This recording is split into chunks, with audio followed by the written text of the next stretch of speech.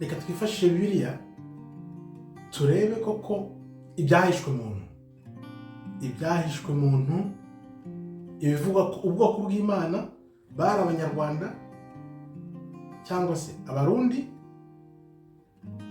cyangwa se abanyamurenge. Ese koko nibyo ubwoko bw'Imana bwari abanyarwanda, abarundi cyangwa abanyamurenge? Baje baturuka he? Byagenze gute se koko nibo bwoko bw'Imana? Abo rero nibo babanje kuza ahagana muri za 700 mbere y'ivuka rya Kristo. Abatutsi nabo barakurikira ahagana muri 0 kugeza muri 500 nyuma y'ivuka rya Kristo. Abahutu bakaba baraje bahinga, abatutsi bakaba baraje ari aborozi, nkuko tubisoma muri Bibiliya ko bagenda bashaka ubutaka bwo guhinga cyangwa inka zabo. Ubwo rero abahutu bo barahatswe, abatutsi barahaka. Bitewe n'iki? Bitewe n'inka, kuko inka yabaye y'agaciro. Abanyamurenge bo bakaba barabayeho kubera imipaka no guhunga, inka akaba ari y'agaciro, ariko bakaba baraje kumarana bavukana.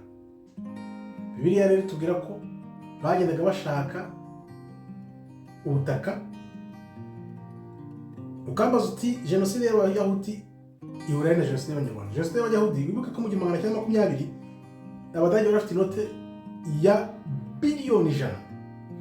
Babwira bari Abayahudi mujye muri Afrika, baranga babateza ubukene. Bamaze kubateza ubukene nakwita bw'inyenyeri 5 nibwo babishe babiraramo. Jenoside y'Abatutsi rero ikaba itandukanye n'iyo kure kubera ko harimo koko kwa Satani. Abantu barishwe, bicishwa amashoka 10,000 byapfaga buri munsi, amaraso yamenetse menshi turayazi. Bikaba byari bimeze nk'ihiganwa ry'uwishe benshi, niho ndakubivuga. Abandi byanditse mu gitabo, bikaba byarapangirwaga inyuma y'inyegamo, byarapanzwe bipangwa neza. Hakaba harimo koko kwa Satani kutagaragara, abantu benshi batumva ariko bazakumenya. Akaba ari uko ijuru ryagerageje mu Rwanda mu mwaka wa 1994, jenoside yakorewe Abatutsi. Nabyanditse mu gitabo wabona hasi, sonora neza. Ukambaza uti igihugu cya Yuda kiri he? Igihugu cya Yuda kiri muri Afrika, nkuko ngiye kubikwereka neza, niho cyane kiri.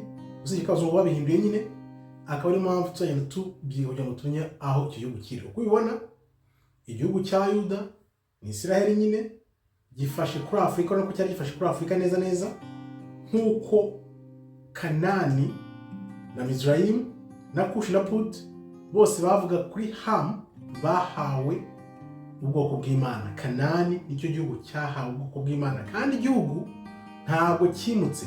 Kanani hari Mizraim ariyo Egiputa yo Misiri, Kushi akaba ariyo Ethiopia, ari nk'icyo kifatirizo Imana isigaho kugira ngo turebe aho Kushi yari ariyo Ethiopia, na Put yari Libya, ariyo Libya. Bose barabirabura, bari y'Abarabu bahaje muri 600 nyuma y'ivuka rya Kristo. Ukambaza uti Imana y'u Rwanda yo uyivuga gute? Imana y'u Rwanda byose ni gakondo ko zahozeho, ibyo bakora muri gakondo nuko abazungu batarazi ko byari bimeze.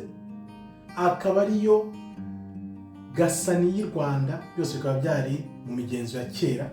Icyo umuntu yamenye no kumenya uti byagendaga gute mbere y'abazungu batarazikira n'iyo bwongo ryabo. Ukanambaza uti Imana y'u Rwanda yirirwa handi gataye Rwanda. Ibi byose ko abantu babizi, ntabwo ari Imana nyabana bivuga, ahubwo zari inyama zari zagiye mu mashyanga zirarayo ziragaruka. Burundi no baziriye gusa.